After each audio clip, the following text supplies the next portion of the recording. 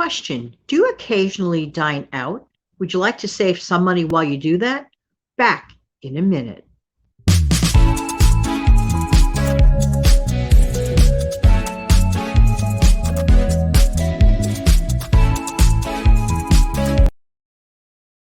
Hi, this is Jan from New York City. I like to help people keep their money. Listen, who says you can't dine out and save money? You can. You could do everything within reason. Okay. Not that I push people to dine out, but I don't want to be denied dining out forever and ever. Every once in a while, I like to go out to eat. Not that often, however. Do know that. All right, listen, like anything else in life, timing is everything. So too with dining out. Do you realize that certain meals and certain times of day can actually reflect the bottom line of your bill? Yeah, yeah, yeah. Timing is everything. An example, one of my favorite diners, I could tell you this, they have a thing called an early bird special. And just to mention to you, if there's ever any type of restaurant that's my personal favorite, it would be a diner. Just saying, just saying. A good old fashioned diner. There you go.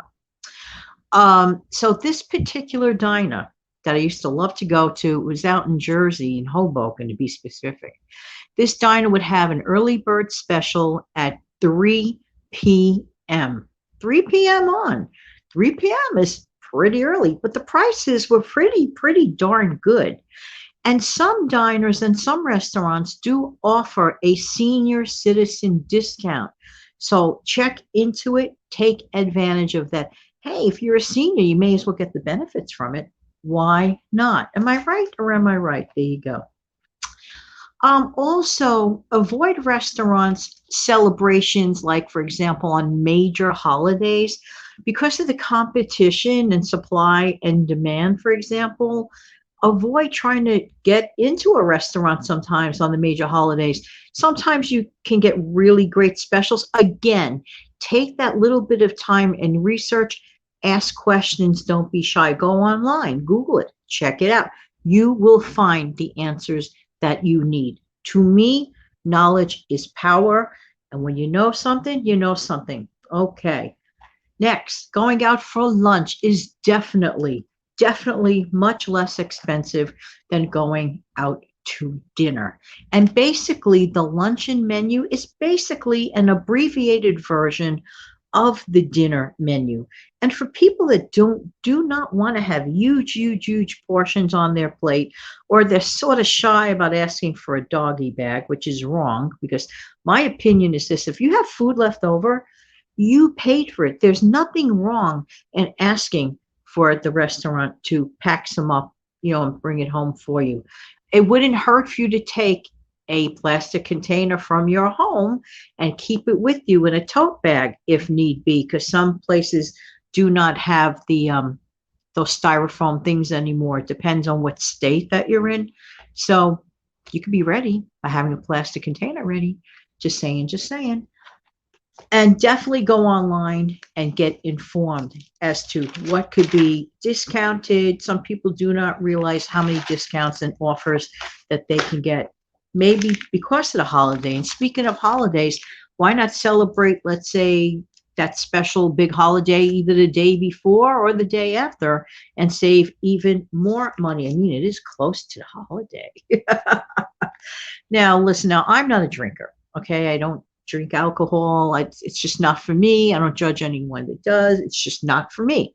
So therefore, if somebody invites me to, let's say, a sports bar or a group setting that involves drinking alcohol and everybody contributes, if I was standing there drinking soda or standing there drinking water, would it be fair for me, let's think about this, to pay for everyone's drinks, unless I'm in an extremely generous mood? But I have to watch my pennies just like everyone else has to.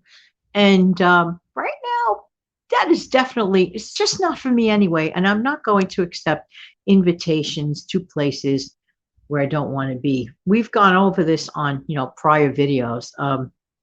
Spend your dimes where you want to spend your time. Like I said once before, take advantage of the all-you-can-eat buffets by not initially.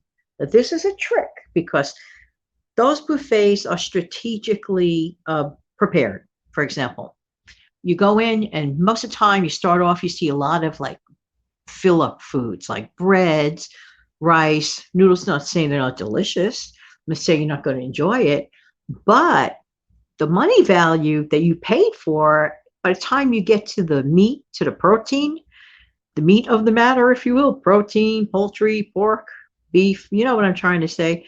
You might be so filled up just on eating all of those lower cost carbs that you could easily do at home, and probably do that anyway to stretch your budget.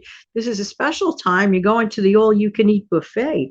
That's the time where you should take advantage and focus on that beef and pork and stuff like that. This is just my opinion. I don't know. Does that make sense? I think it does. For a very simple, no fuss dinner at home, and this is a really good idea. For those times you want like the feel of not having to cook, not having to clean up after dishes and stuff like that. Pick up a rotisserie chicken.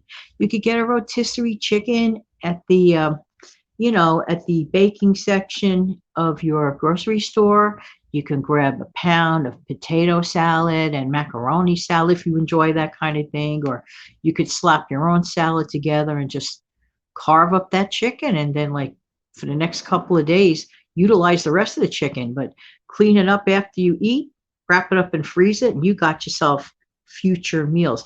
Those are really bargains. And if you happen to have some disposable plates, hello, how easy is that? I mean, it's like getting the whole advantage of a restaurant and being comfortable right in the privacy of your home.